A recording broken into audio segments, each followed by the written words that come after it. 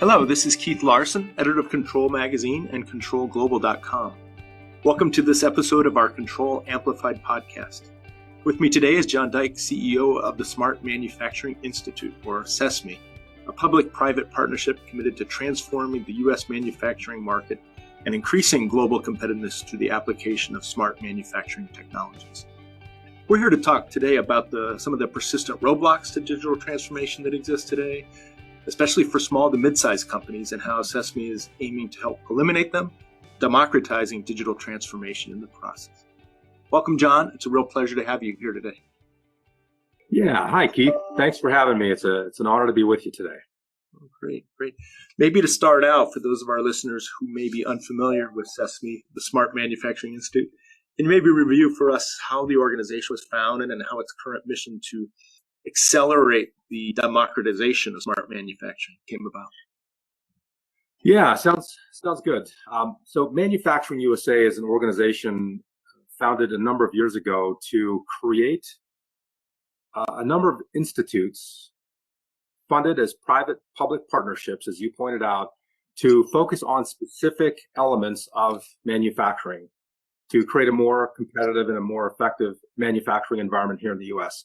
CESMII was one of those institutes founded roughly 3 years ago to focus on smart manufacturing, to take the ideas, the challenges, the research, the innovation, and figure out how to leverage these ideas, the ideas behind digital transformation, Industry 4.0, and create an environment where smart manufacturing is manufacturing by 2030. This is an audacious goal. It's a noble goal, and I think has the potential, if we can succeed, and we believe we can, to transform the face of manufacturing here in the U.S. So we were founded, as I said, just about 3 years ago by the Department of Energy. We have $140 million over the course of 5 years to invest in ways to transform this industry, to find existing technologies that need to be advanced, to find new technologies where they don't exist, to create them and bring them to the marketplace. It's about knowledge, it's about training, it's about workforce development, and not least of all, it's about trying to create a way for an ecosystem that's steeped in doing things the way they have for many, many years, several decades, as a matter of fact, and create a new way for them to innovate and to transform their business models as well. So when I got here a little over 2.5 years ago, we began looking at the challenges and the opportunities faced by manufacturers here in the U.S. And that included a deep look at the business models that spell success or failure for them, for the manufacturers, for the vendors in the space, the machine builders, the academic organizations that are focused on manufacturing, systems integrators, implementers. We took a step back to say, what are the real challenges faced by manufacturing, by this ecosystem, and what are the business models that they rely on today to make money, and how can we figure out collectively to move that ecosystem forward and to adopt some of these new ideas and to leverage some much more collaborative and innovative ways to build and implement digital transformation solutions. We concluded that we're still firmly stuck in the third industrial revolution. We've been talking about the fourth industrial revolution for a number of years, but frankly, and I think any thoughtful look at this would have you conclude the same thing, right? It doesn't, just because we've identified Industry 4.0 or the fourth industrial revolution, doesn't mean that we can flip a switch and automatically just get there. So we believe it's essential for all manufacturers to be able to engage in digital transformation technologies and capabilities, initiatives. It's important for the large manufacturers as well, not that they don't have deep pockets and can't afford to do this, but they've been struggling for decades now to implement these systems that are too costly and too complex even today. And so imagine, put yourself in the shoes of a small, medium manufacturer who really has been left behind. The entire ecosystem is focused on a manufacturer that has many sites so that you can find, identify, sell to, and then deploy a solution in many sites, not just one. So in our analysis, nothing on the horizon is actually on a trajectory to change that. That's where we came up with our mission to truly focus on the democratization of smart manufacturing and to accelerate the democratization over the course of the next few years. What does democratization mean? It's really the idea of reducing cost and complexity of technologies and making them accessible for the masses. We believe that this transition to the fourth industrial revolution will be characterized, among other ways, by democratization as an essential outcome. So we've reorganized our entire effort and our roadmap and our membership model and our investments around this idea of democratization. Gotcha. Yeah, it certainly seems like if we're going to move to the fourth industrial revolution, there needs to be we're still operating in a more, proprietary, non-collaborative solution set for the most part. We talk a lot about collaboration and open ecosystems, but we're not anywhere near, say, the IT industry is in terms of doing more collaborative integration, standards making and integration. So I think there's a long ways to go yet, and it's good to hear you're behind it. Yeah, Keith, I think you just stated that perfectly. I think the IT ecosystem figured this out probably 15 years ago, and they have been collaborating to solve big problems and to work in an open source and in many ways much more collaborative way to drive the industry forward. And we haven't. Each vendor is still very much stuck in the role where, and understandably, this is how they've been making money, stuck in the role where they do everything for themselves, and giving up what they perceive as competitive advantage is not in their best interest. But I think we have the opportunity to change the way they see that and actually bring them forward into a much more collaborative and democratized environment. And I think, a lot of the conversations around Industry 4.0 and the industrial IT was really what the technologies required to connect and integrate these former silos of manufacturing information had become increasingly capable and affordable, but a lot of companies have continued to struggle, even big ones, not just the small and mid-sized one.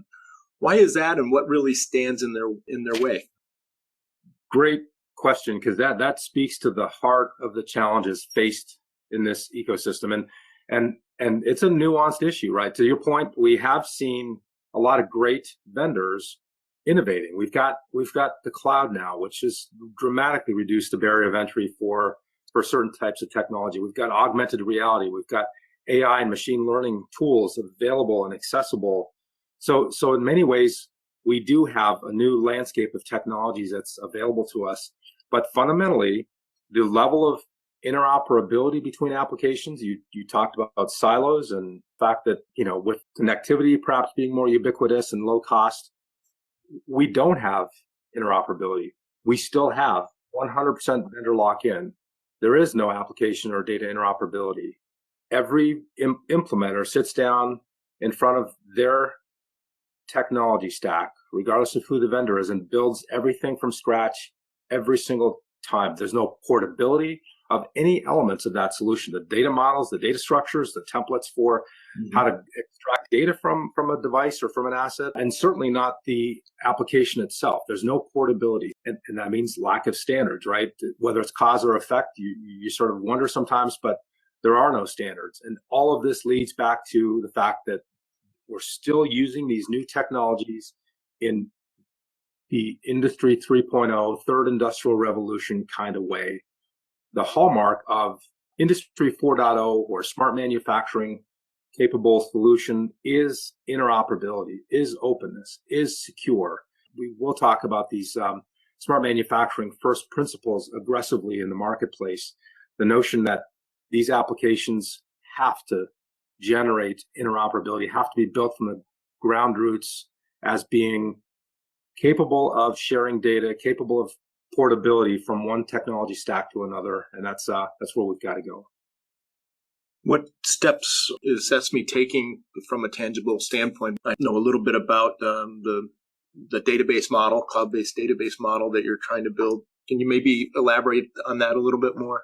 Yeah. So first of all, this is an ecosystem challenge. Vendors do what they're paid to do. We all have, I guess we're all coin operated in our own ways. So the vendors, the implementers, the machine builders, the manufacturers do what they're paid to do. And so we have this ecosystem challenge, and there's no single vendor that can actually create the disruption required to drive the ecosystem forward.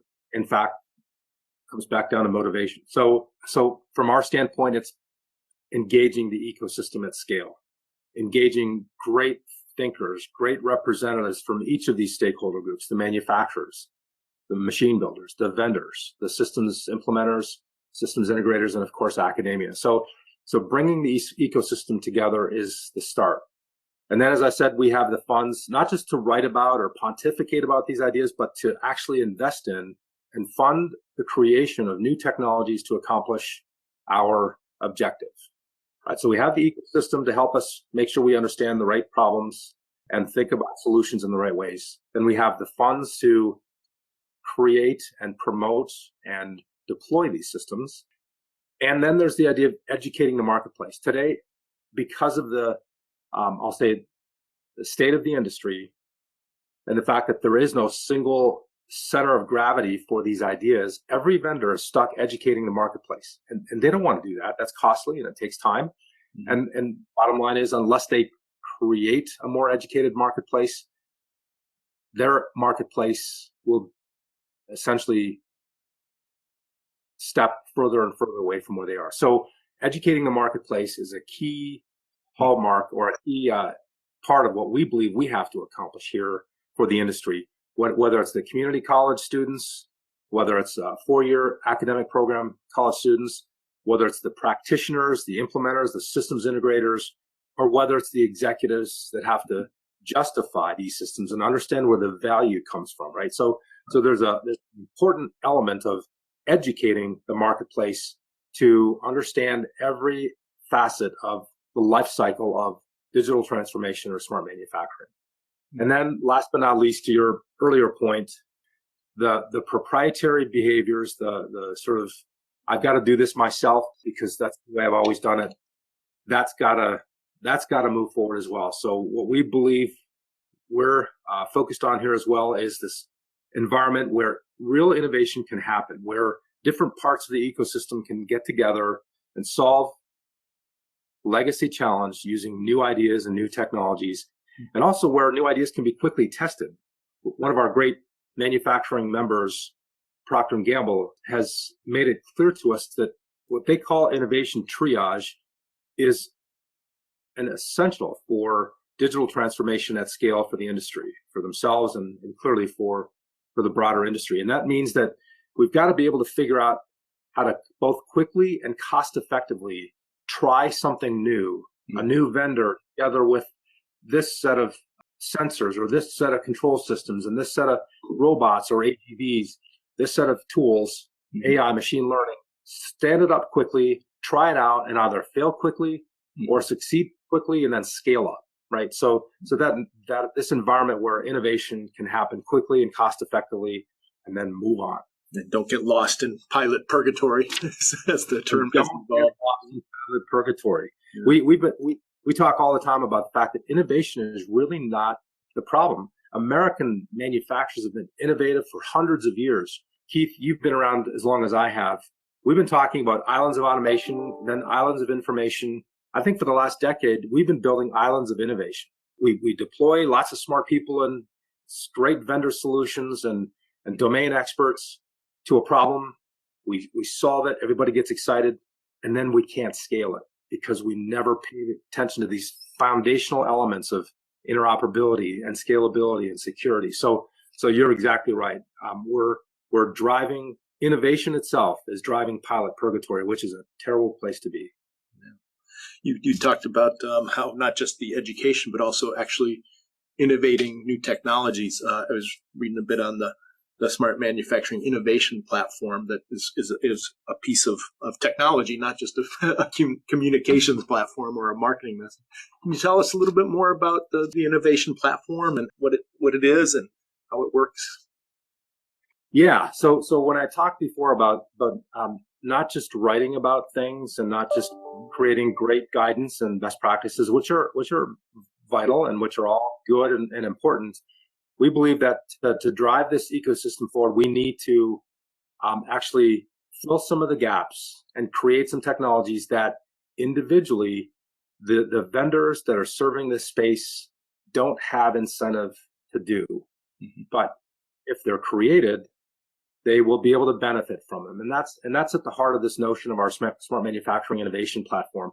And under the umbrella of innovation platform, we have this actual implementation of our smart manufacturing specification, which are open specifications that we've written as an ecosystem and have made available for the public to use and implement for their purposes.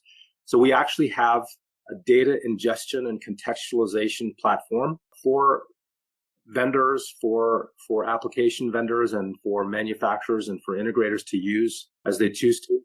But the most important component in all of that is this notion of sourcing domain expertise, creating a standard way to create an object definition, a class definition for any individual asset, whether it's a sensor, a piece of equipment, or a process. Create a standard class definition for that asset in terms of defining what I need from that asset, what kind of data I need from that asset to create a desired outcome, whether it's performance, whether it's asset management, whether it's to build a predictive model for failure, for maintenance. Whatever the desired outcome is, we need the tools, we believe, to let some domain expert, whether it's the machine builder that created that robot or that paper converting machine or whatever, or it's the systems integrator that's implemented a dozen of them. You take that domain expert, give them the tools to take what they know about how to extract important content, important data from that asset, and digitize it in a way that abstracts it from any individual vendor platform, put it in our marketplace, and now 1,000 other manufacturers that have that class of equipment can go to our marketplace, create their instance or download their instance of that profile, and it automatically knows how to connect to and extract exactly the right data from that asset. Now, what that means is for anybody that's developing applications, they can rely on this profile and essentially the API, a GraphQL-based API that can assemble all the different profiles that are part of that manufacturing system and develop the application against that API, not against the control layer or the automation below it. And so all of a sudden you've got portability of asset data collection, contextualization details, and you also have the portability of the applications layered on top of that. And so whether you're developing applications or whether you're implementing them, you now have tools to do so regardless of whose vendor you choose, because the same profiles will work in any different vendor's ecosystem or environment that chooses to engage with us here at CESMII.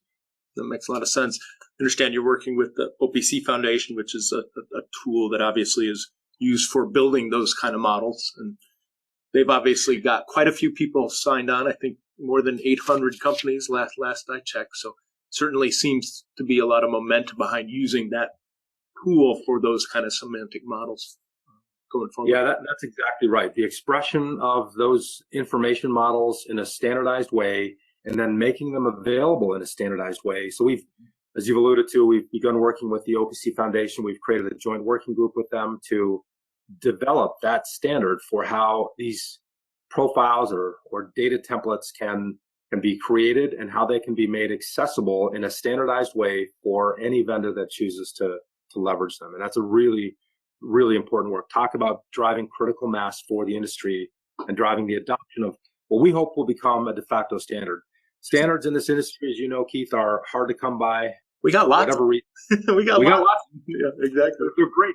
We got all kinds of them, right? So you're exactly right. It's a tough environment for standards, but we believe that the adoption of these ideas through our funding and through great partners like OPC Foundation and even Sparkplug on the MQTT side, we can drive these ideas forward as a broad ecosystem and accelerate the adoption of them that way. Yeah, a lot of the tenets that are behind Sesame remind me a lot of what the Open Process Automation Forum is doing on the process industry side, more of the DCS companies, the process manufacturing side.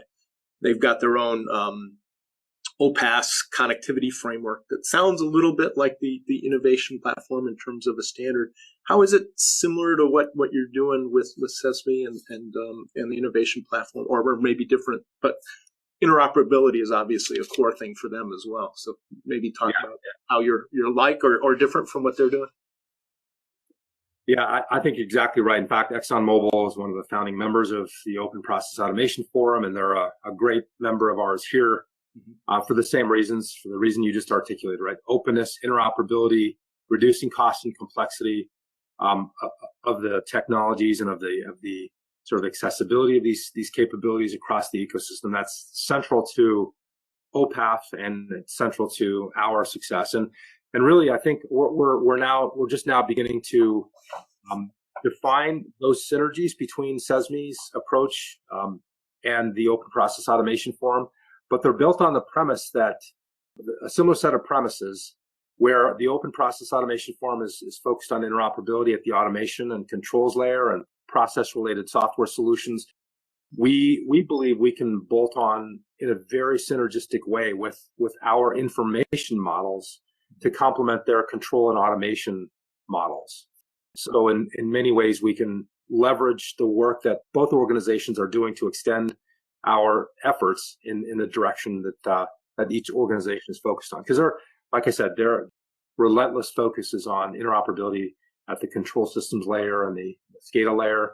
We're very much sort of the complement to that on the information side. So a little more on the MES level where you are versus more real-time deterministic kind of things at a lower level. That's exactly. If we're looking at sort of the traditional Purdue model, it would be typically level 3 and above.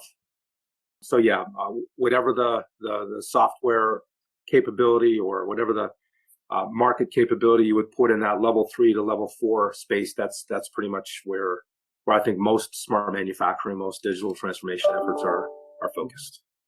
No, that makes sense. What do you think it's going to take to get some of the large companies, the Rockwells and the Emersons of the world, where may not have that much to gain from a business perspective? How do you get them to move on to this more collaborative type of platform? Is that what are your thoughts in terms of to get some of the market leaders from a vendor perspective to pursue a more open and interoperable platforms?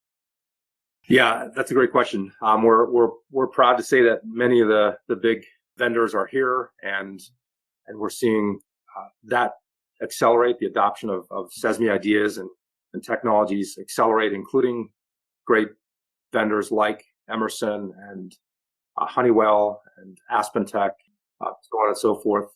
But it comes down to something we touched on before, Keith, the notion that they're coin operated and they're responsible to shareholders for being coin operated, right? Yeah. And so the onus is on us to be able to demonstrate to them that the rising tide truly does float all boats. It's not just that we're creating an environment that'll make the manufacturers better by reducing the cost and complexity of deploying technologies, which makes it more accessible, smaller plants and global rollouts and so on and so forth. It has to be better for the vendors. It has to be better for the implementers and for the machine builders. So it's incumbent upon us to demonstrate that. We're not here to compete with them. We're not a competitor. We'll be successful when, as I said, the entire ecosystem improves. And when we've actually demonstrated that we're able to reduce the cost of acquisition, the cost of ownership, and the cost of, in fact, cost of ownership across the entire life cycle of an application's existence, and so, or of a digital transformation initiative. So frankly, that is what we're focused on right now. We've been bringing the ecosystem together. We have great manufacturers here, like, as I alluded to, Procter & Gamble and ExxonMobil and General Mills and ConAgra and Johnson & Johnson and Corning, and many others. They're here helping us ensure that we're doing the right things. But we also have dozens of some of the great vendors here. One of the more recent ones being inductive automation, aligned around these ideas, right? Mm-hmm. And as I mentioned, some of the larger vendors, historic vendors, just a moment ago, and machine builders and academia, right? So this is about driving critical mass in an industry that's been doing things in a specific way for decades, but we're also using this rapidly growing ecosystem of members here at CESMII to provide and demonstrate the incentives for their vendor partners, for their vendor integrators to come alongside and be part of this, because as we all know, the disruption that happens when you transition from the third industrial revolution to the fourth, as it did for the first to the second and second to the third, will be disruptive, and will leave those that refuse to adapt and to change and to grow, will leave them behind. And so we believe we have an opportunity to demonstrate that there's value here for them, and that's going to be a very practical test. At the end of the day, will this drive the accelerated deployment of solutions for the vendor? Will this enable a systems integrator to make more money? Will this allow a manufacturer to deploy more systems in a more standardized way and reduce their cost of ownership across many years for these systems? And that's the ultimate test for CESMII, and that's how we will measure our success. Yeah, certainly seems like potential to be a rising tide for all those boats. That's for sure. Yeah, you bet. If one of our listeners, either from the end user side, engineering firm side, or from the aspect of even the solution providers, they want to get more involved and learn more about what you're doing with the innovation platform and what's behind CESMII, or even joining the organization, what are recommended next steps for them if they want to learn more and get involved? Yeah, so first of all, membership here at CESMII, we're a private-public partnership, which means that we're a membership-based organization. We represent tremendous value for each of those different sets of stakeholders that I've just articulated, and we can have this conversation with you very directly about what this means for you, what the value is of you as a stakeholder in this process, in this transformation, truly is. So if you come to our website, CESMII.org, CESMII.org, look for what it means to be a member. It's not going to break the bank for you to join us here. We have great opportunities to provide project grants and funding for our members, and that's a big part of how we drive return on investment. Very creative and I think very thoughtful ways to allow us to fund your innovation, allow us to fund the deployment of your technologies in a manufacturing setting that you may not have had access to otherwise. And as I mentioned before, this whole notion of rapid innovation through innovation triage, all of that is what we can fund here through the funding that we bring to the marketplace and driving this industry forward using these ways. So visit us at CESMII.org, request a contact from us, and we'll be very quick and very eager to have this conversation with you and help you understand what it means to join us here as part of this movement. Great. Well, I certainly wish you all the luck in bringing this forward, and obviously we'll try to do our part in spreading the word out to our readership as well. So thank you very much, John, for sharing your insights with us today. Thank you, Keith. We appreciate the ability to partner with you and your organization in this way. It's a privilege to be on this journey with you and work with you to drive this ecosystem forward. We are all together in this, aren't we? For those of you listening, thanks to you all for tuning in. Again, I'm Keith Larson, and you've been listening to a Control Amplified podcast. Thanks for joining us, and if you enjoyed this episode, you can subscribe at the iTunes Store and at Google Podcasts. Plus, you can find the full archive of past episodes at controlglobal.com. Signing off until next time. Take care.